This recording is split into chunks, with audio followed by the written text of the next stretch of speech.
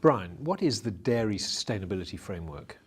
It is just that. It's a framework that allows the dairy sector to come together and demonstrate its continuous improvement in sustainability, whether they're at farming level, whether it's milk processing level. It's all about being able to demonstrate our progress, because sustainability is a journey, it's not a destination. We can always get better. And that's what it's all about getting the sector aligned globally and working together in the same direction. Tell me a bit about the history of the organisation. In 2009, the sector came together collaboratively to work on greenhouse gas emissions, driven by the Food and Agricultural Organisation's report on livestock's long shadow that indicated that livestock emissions globally were totalled 18% of emissions. That wasn't dairy, that wasn't beef, but it was all livestock. But dairy was being criticised as being the 18% figure. Dairy had been working on greenhouse gas emissions and trying to understand where they come from and reduce those for a long time. We needed to do more, we recognise that, but this was the opportunity to bring the sector together, work together, and actually achieve a tangible outcome of reduction. Now, the framework is governed by the Global Dairy Agenda for Action. Tell me a little bit about that organisation. Well, the Global Dairy Agenda for Action is a collaborative group of dairy associations globally. We have come together making sure we're geographically covering the dairy sector globally, and we're working together to try and work on common issues where a joint effort, two heads are better than one type concept, actually makes us move faster and achieve greater outcomes. So tell me about the governance of the organisation. I mean, who's in charge, who makes decisions? This whole concept is about the dairy industry taking responsibility and demonstrating leadership. So what we've done is we've got dairy associations around the world, not individual companies, associations. So they're representing the whole value chain in different geographies of the world. What we tend to have on the governance is the CEOs of those organisations, making sure we have a good geographic coverage of the world. We've still got a few more to get in there as we grow as an organisation, but it's all about the dairy sector coming together, developing a program for dairy. Brian, I want to talk to you about strategy now. Where does the organisation hope to be in 5 or 10 years' time? We have a wonderful story with dairy. It's a wonderfully nutritious product and has the opportunity to support many diets globally. And what we tend to talk about in the dairy sector is about sustainable food systems and how dairy is part of that.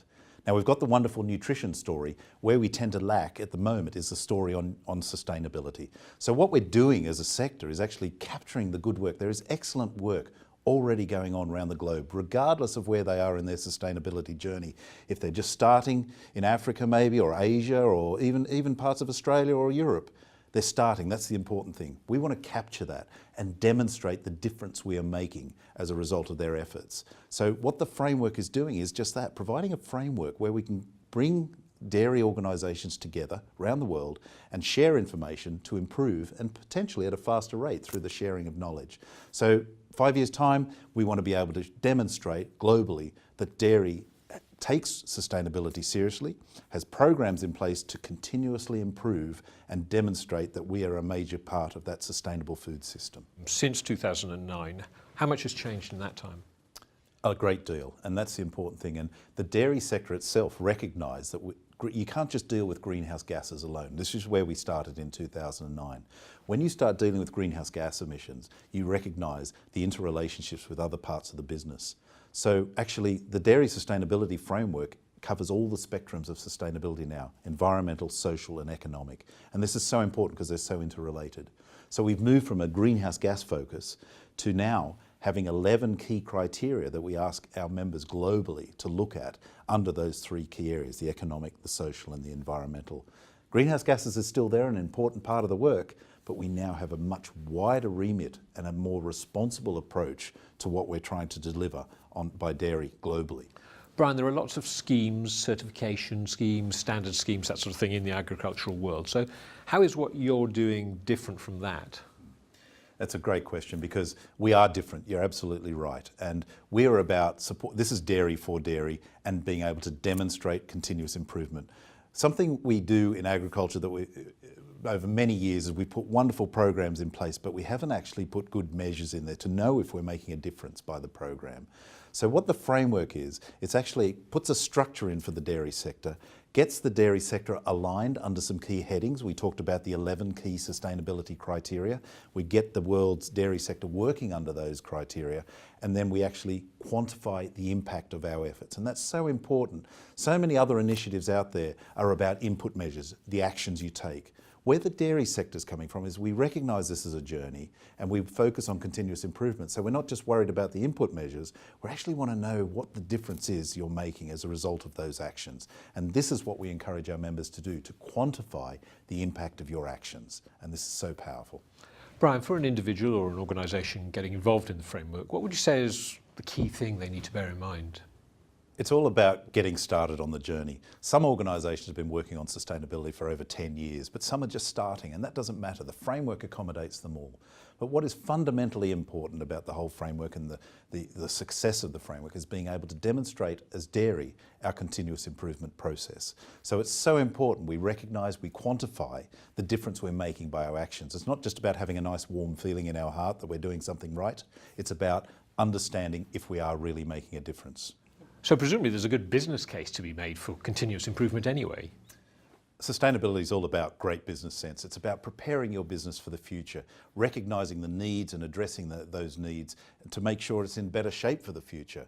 We talk in agriculture about inheriting our land from our ancestors. Actually, what we're doing is borrowing it from our grandchildren. So it's about getting your business in shape so when they take over the business, it's in great shape for them to take forward. So really, we shouldn't be doing it if it doesn't make great business sense. That's all about sustainability. Brian, tell me about the different types of membership within the framework.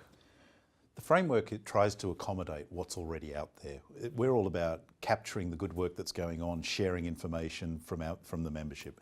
So we're trying to make it as easy as possible.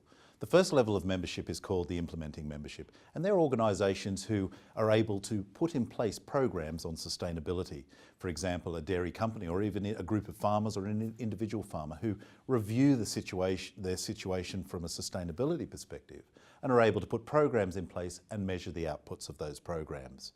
The next level of membership is called the affiliate membership. And the affiliate membership is actually all about those who support what we do, but actually are not in a position to put a sustainability program in place. An example of that might be a research organisation who are developing the science that underpins the good work that the implementing member will put in place. So they're supporting us and they want to be part of what we do, but they're not in a position to put a program in place. The third level of membership is called aggregators. Now, aggregators are a new type of membership. This is how the framework is being flexible to accommodate the needs of the sector. And an aggregator is actually when a group of organisations are working to a common goal and they report through one organisation to the framework. So the framework has contact with one organisation who is acting as a point of contact for a number of organisations working on the same programs. They are effectively an implementing member, but it's more than one organisation doing the implementation. I understand now how the organisation seems to work at a global level and the structures and so on, but what about on the ground at the local level? How is it actually put into practice? I think this is the real powerful bit about the framework. That we're not sitting in an office in New York or London dictating to the rest of the dairy world what they should do in terms of sustainability. We want local ownership, we want local solutions to local challenges, and we know one size doesn't fit all. It's all about identifying what the issues are for your unique business situation. So at a local level, we ask our members to put in place what we call a local management group. And a management group is actually multi-stakeholder. Instead of a multi-stakeholder like many other schemes, the multi-stakeholder approach is at the London and New York level. We want the multi-stakeholder approach at the local level. So that way the business or the member identifies what the real sustainability issues are. It's not just the member telling us what they think their sustainability issues are. They've got the customers, they've got researchers, they've got NGOs sitting around the table with them discussing what are the key issues for them and prioritising the 11 criteria to meet their needs. Then they put in place programs that try and rectify the challenges they've identified. So that's what they need to do. But importantly, what we haven't done before in terms of programs in agriculture is put in place targets and KPIs. How do we know if we're making a difference? So they need to report back once a year to the Secretariat how they've performed against their own targets and KPIs. Not ones that I've implemented or the governors, it's ones they set in place. But the validation I get at the Secretariat is that that whole group has reviewed the progress, not just the member.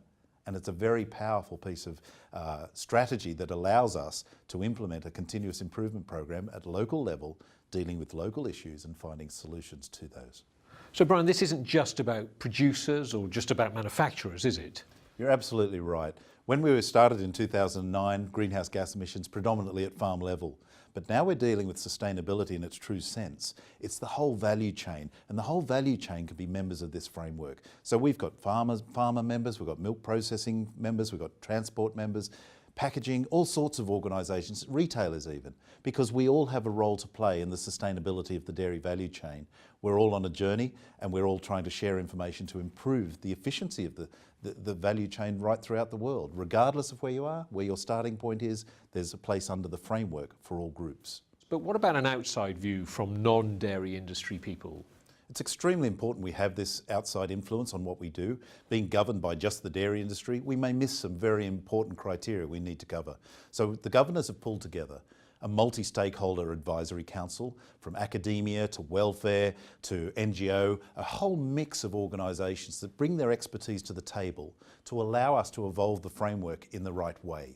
Their input is so important to the success of the framework that we involve them in all the decision-making process, a very transparent process. And they're not only involved in criticising and challenging, they help us find solutions to the issues they raise also. Extremely influential group that help us evolve in the right way.